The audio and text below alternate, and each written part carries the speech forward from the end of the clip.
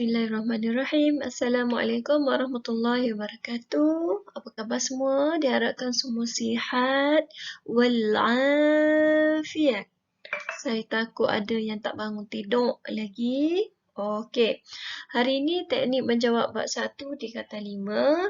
Okey, semua mesti bersedia dengan soalan yang saya telah tugaskan pada minggu lepas, ya. Okey, hari ini kita tengok macam bagaimana teknik nak menjawab soalan. Okey, bab 1 tingkatan 5 iaitu pengurusan sumber manusia. Okey, baik. Kita mulakan dengan kertas model SPM 1, soalan 5A yang telah saya nyatakan sebelum ni sebagai tugasan awak. Terangkan struktur organisasi berdasarkan fungsi. Okey, 3 markah. Bila 3 markah, maksudnya awak perlu tulis jawapan 3 isi ataupun 3 poin. Okey, jawab dalam bentuk poin sahaja. Tak payah nak jawab karangan macam surat cinta panjang-panjang lebar tu Okey. Next. Okey, sini buku teks. Saya dah sertakan nota daripada buku teks. Awak boleh rujuk buku teks masing-masing. Muka surat berapa, cari sendiri. Buka mata luar-luar. Pergi nampak sikit. Cari semua masing-masing. Okey, saya tak nak baca. Baca sendiri. Okey, hari ini kita fokus kepada teknik menjawab. Nak menulis jawapan. Okey, baik.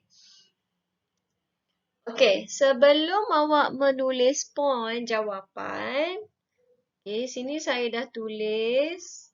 Okey, dah tulis apa? Kena tulis apa? Pengenalan jawapan. Okey, ambil daripada soalan ni. Ni yang dia hendak.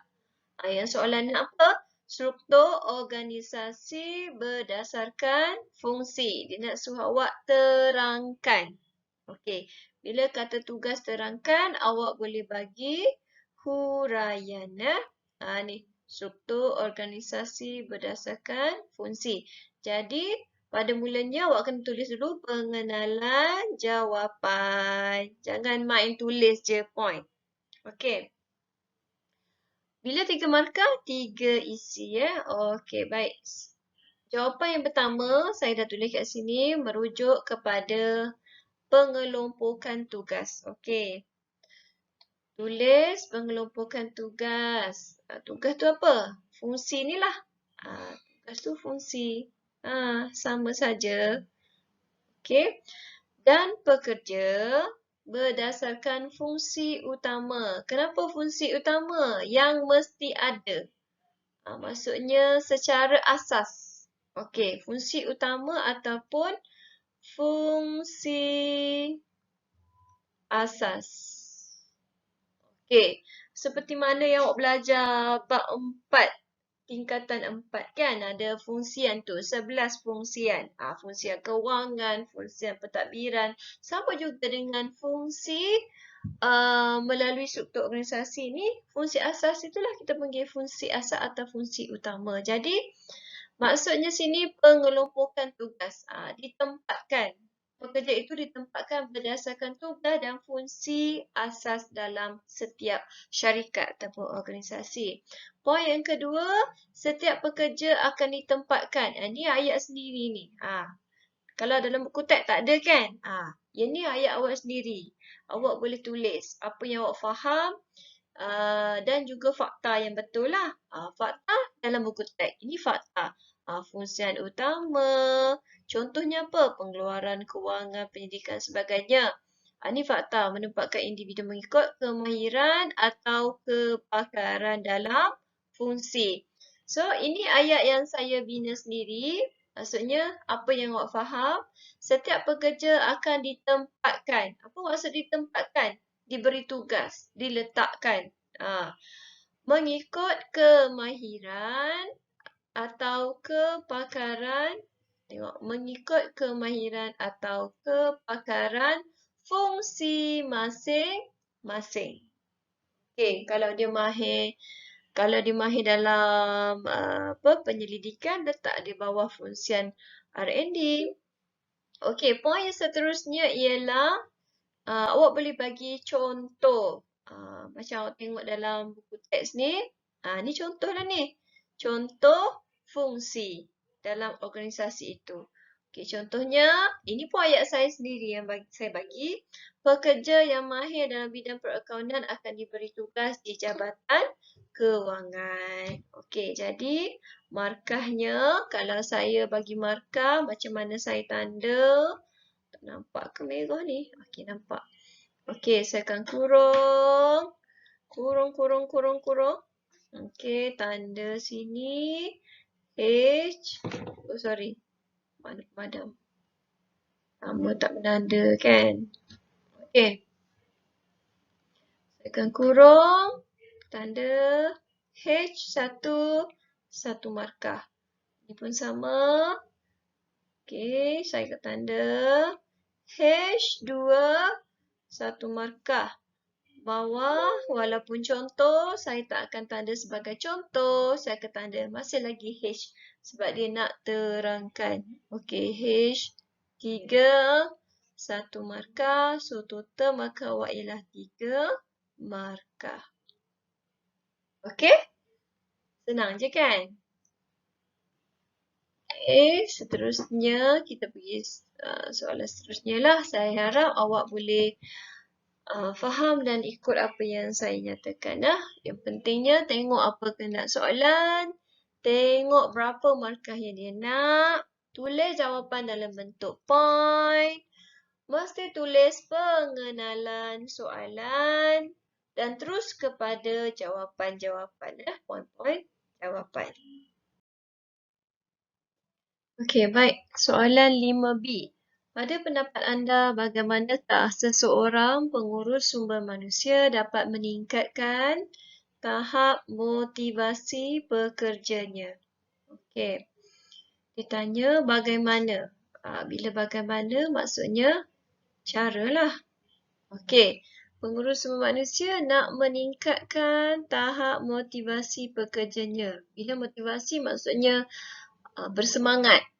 Tak adalah tidak bermayun, tak ada visi misi, pergi kerja pemalas. Okey, kita sebagai pengurus sumber manusia, sebagai bos sumber manusia, kita kena createkan suasana supaya pekerja kita lebih semangat. Sama juga 3 markah, maksudnya apa tadi? 3 point. 3 isi. Okay? So, lihat jawapan. Okey.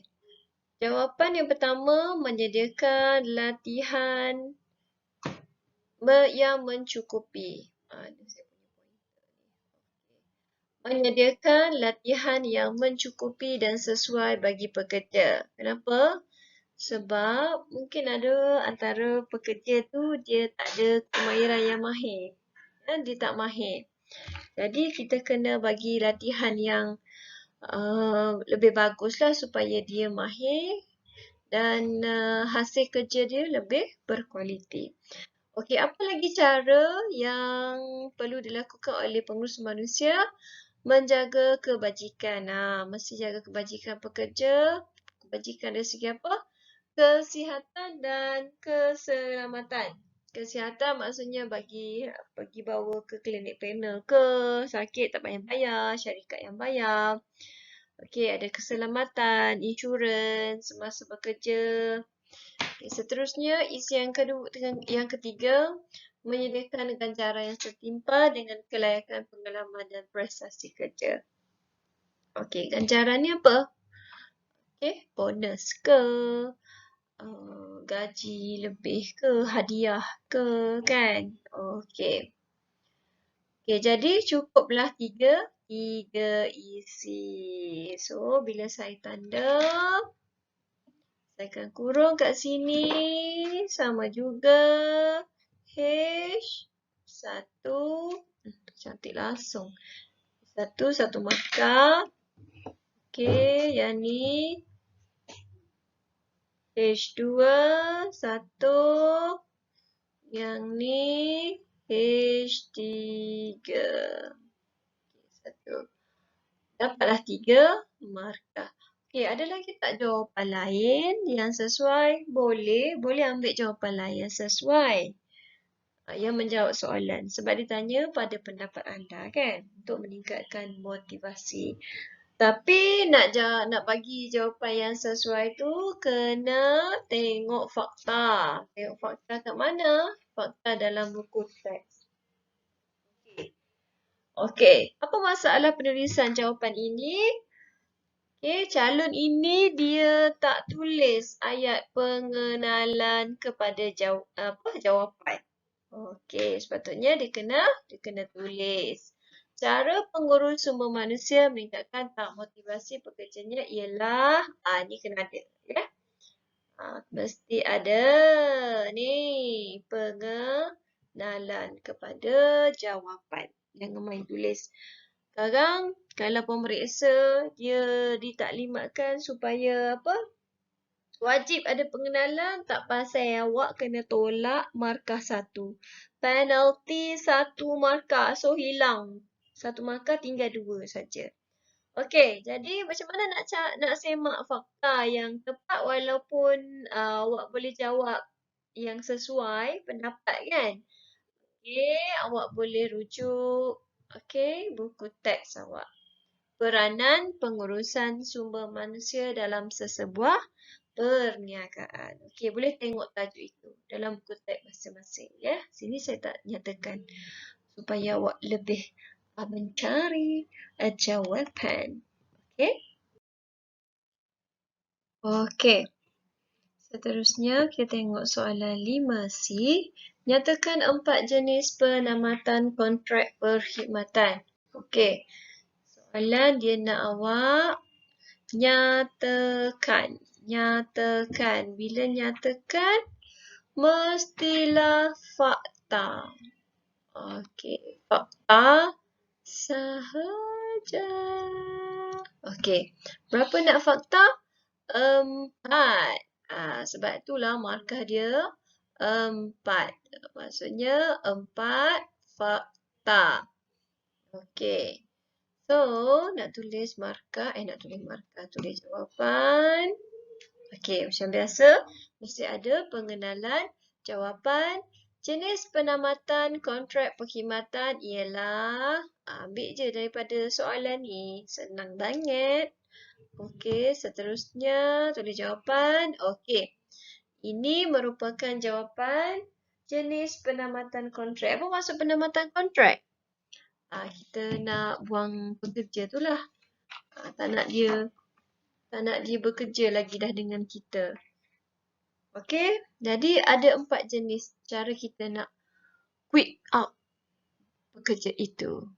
Quit ke quit? Lantok lah. Okey, yang pertama. Okey, yang pertama faktanya ialah persaraan. Okey. Persaraan, bila saya tanda ni F1. Kenapa F? Sebab dia nak nyatakan. Jadi fakta saja. F1, 1 markah. Secara sukarela. F2, 1 markah. Fakta yang kedua. Fakta yang ketiga. F3, 1 lagi. Melalui pemecatan oleh syarikat. Okey, so cukuplah F4. Maka jawapannya, markahnya 4 markah. Okey. Kat mana awak nak tengok soalan ini? Soalan pula jawapan ini dalam buku teks awak yang bertajuk Peranan Sumber Manusia, bawah subtopik pemberhentian. Bukan subtopik. Bawah subtopik peranan sumber manusia ada poin isi peranan tersebut di bawah huraian pemberhentian pekerja. Okey, muka surat cari sendiri ya. So, saya ulang semula fakta 4, maka semua jawapan awak fakta saja, 4 markah, 4 fakta, 4 isi, persaraan, sukarela, disiplin dan pecat teguh. Okey.